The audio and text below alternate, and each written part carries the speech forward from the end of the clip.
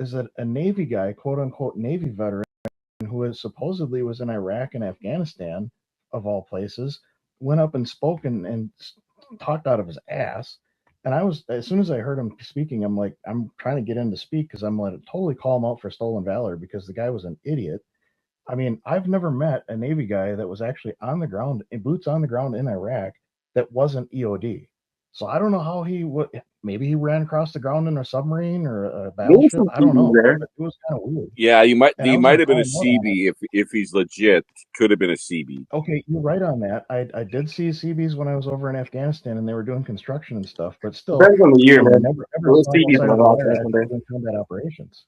Wait, Oh, hi, What I'm did combat. you say? sorry. Sorry, you're being talked over. Sorry. What did you say, Hot Rod? Say that last part again. I never saw Navy guys outside of the wire doing combat operations other than EOD. They And have this guy riverine went up there. patrols. I don't know if you know this. They have like riverine units.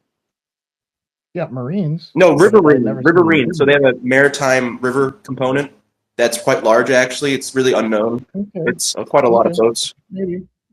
But I was going to call him out because I was going to ask him where he was, when he was there. I was just going to start asking questions and just make him like reveal himself because he was just talking out He of his butt, as far as I he could was probably tell. he was probably a victim of mold as well because Yeah, they Yeah, don't yeah, I right, want to admit say right. some of But their he was stuff. talking about Hot Rod. PTSD and stuff, and I'm like, dude, go ahead. I'm Hot sorry. Rod. No. Do you remember the handle? Can you DM me the handle of the person? I might have to go back and look at that. I'm Oh, gonna have to is dig is through the that. space still active? Yeah, the space is run by. Hold on one second here. Salman Ahmed. Oh, He's a British guy. Oh, that's a good one. yeah. Right? That's a You've good got to space be to get kidding in. me.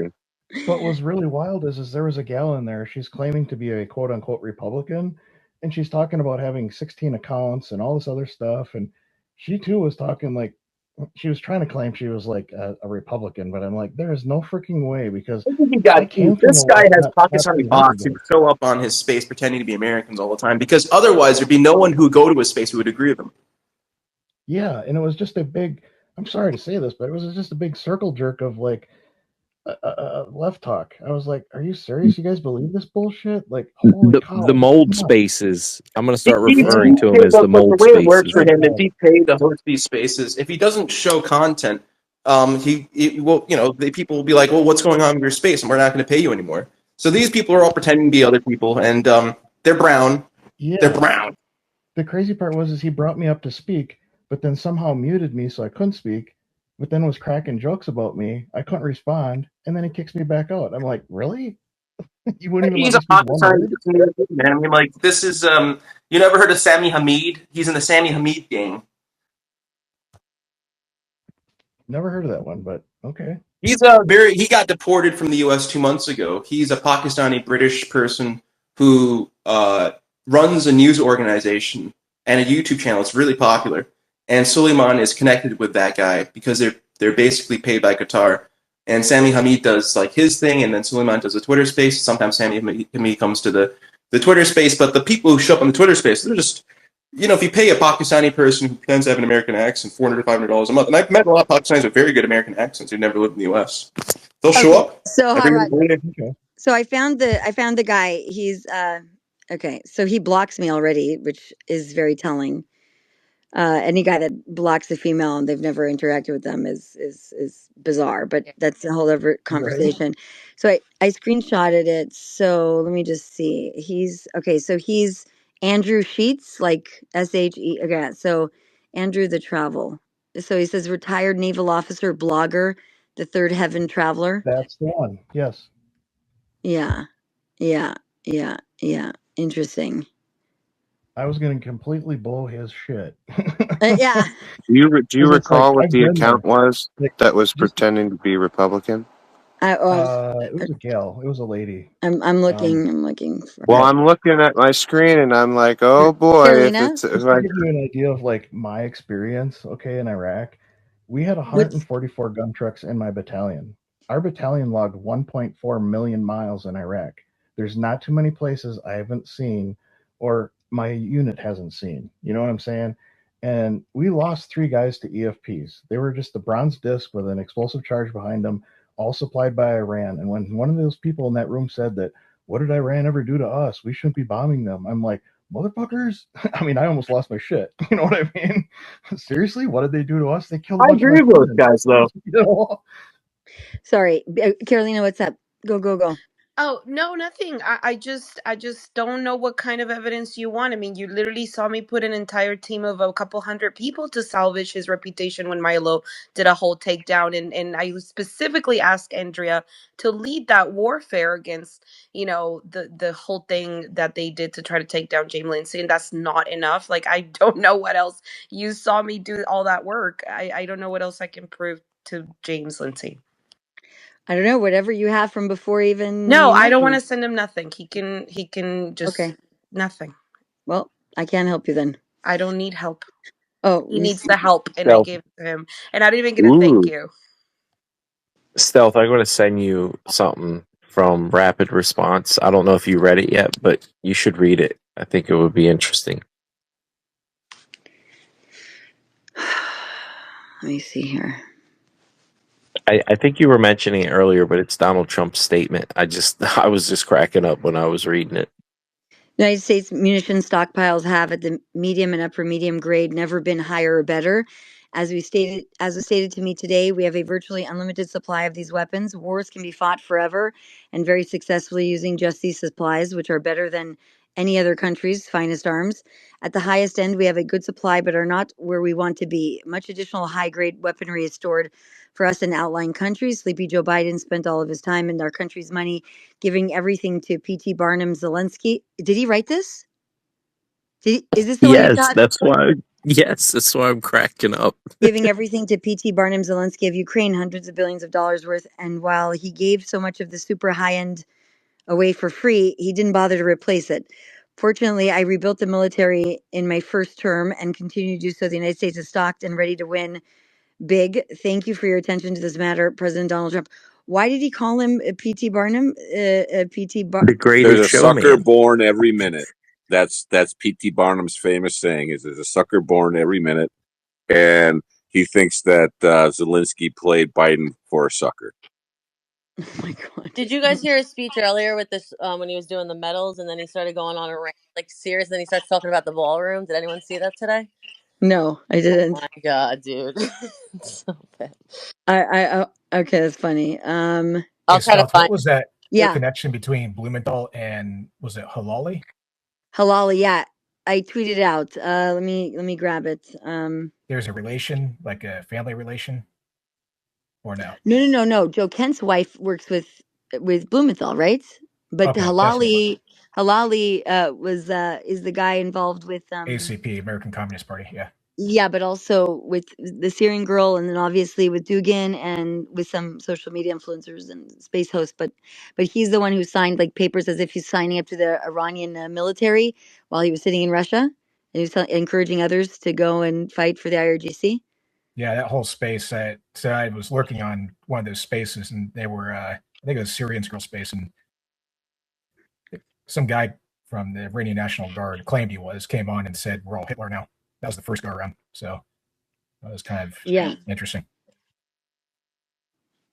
Oh, and we're relaunching the memes and everything on Obama and the Biden administration to put responsibility on them. So send them to me. Tag me. You're setting up an account, or Anything, whatever you find that holds them responsible for ushering in all the Islamic jihadist whatever sleeper cells, anything, just tag me. no? I'm saying, where are you posting it? Oh On no, Twitter. you post that. You guys make the Oh, okay, post, got it. tag me in them, or you don't have to tag me. Just send it to me in DM, and then I'm just doing distribution. Got it. Okay. I made a funny terrorist one before. I can send you it. What? Hassan wearing the same shirt as the shooter in Austin. Send it. Go. Hey, If what's up, I could just Cyber? comment very quickly Hold on, no, on Ding Dong. something I I have think. hands. Hold on 1 second. I have a hyper, and then I have a Cyber. Go.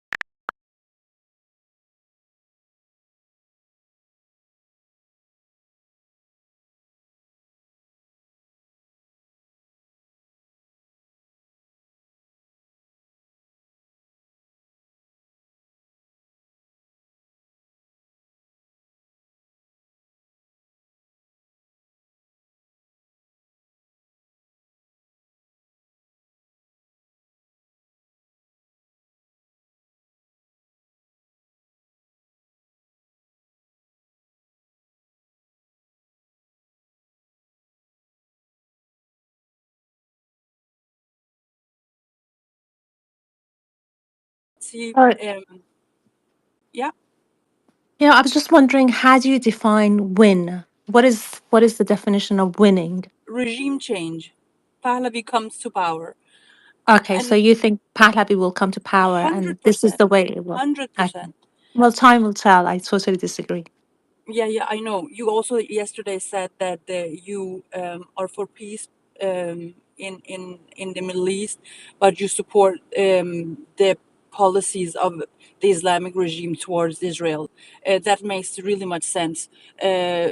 So that is, and also the Iranian people are not, even if they're Muslim, they're not Islamists. 80-90% are done with the religious law.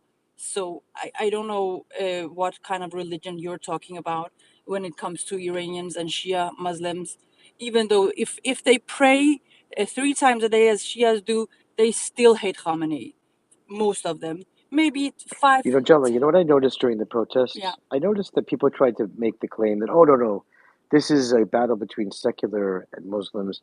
And if you looked at the protest, a lot of people in the protest that were hijab wearing women and religious people, I don't know what percentage support the Shah, but clearly the I'm not happy with this regime, I want this piece of crap regime done, is very widespread, religious, not religious. Would that be a fair observation, Jella? I would say that maybe I think a previous speaker here was saying 20 to 30% are religious. I think there are a lot of people who really don't know where they're at, because I've met a lot of Iranians in the past, maybe 10, 20. No, Jella, what I meant was that even people who are religious Yeah. were protesting against this regime, is what I'm Of trying to say. course. Yeah, I've had several very religious family members who hate this regime, who even fast, but they're not expecting you to fast. Actually, they're making food for you to eat during Ramadan while they are fasting. That is the kind of Islam that even if they are Muslims and practicing Muslims, they will kind of be like, this is my belief, I will not talk to you about it. And the reason why they won't talk to you about it is because so many people are done with this religion. So if they start to talk about it, it will become a fight with the majority being on this non-religious side. And this is the reality. And the younger generations, many of them have left Islam altogether. People cannot understand this, but Iran, when it's free, it's going to be the Quran burning central of the world. And even Really? even you can't imagine it. You can't imagine how much the younger generations hate this religion. And this is why it's so easy for the younger generations to accept Israel. And I have been campaigning for war against Iran for 5 years openly, and many people, including my mom, for instance, she's very like anti-Israel or very critical of Israel. But when Israel started the 12-day war, I was like, are you unhappy? She was like, not really. I asked her, do you know anyone inside Iran that is unhappy? She said, no, not really. And people have come to understand. And even like when I visit, I used to be a commie. I used to be a very leftist person.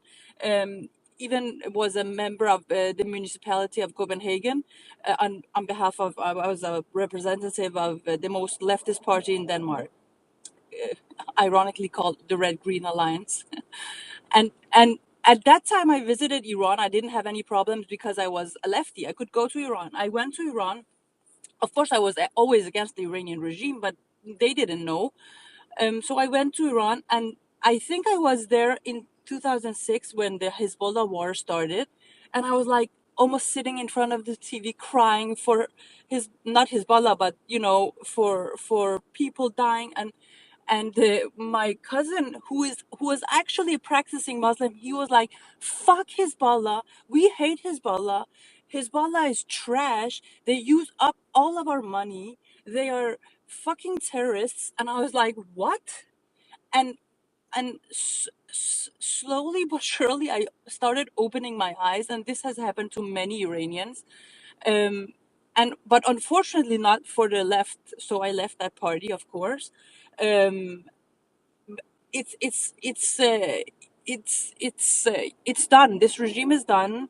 Let's all of us focus on how to make this transition as easy for everyone, trying to include as many as possible political different organizations and voices. Pahlavi is very tolerant, and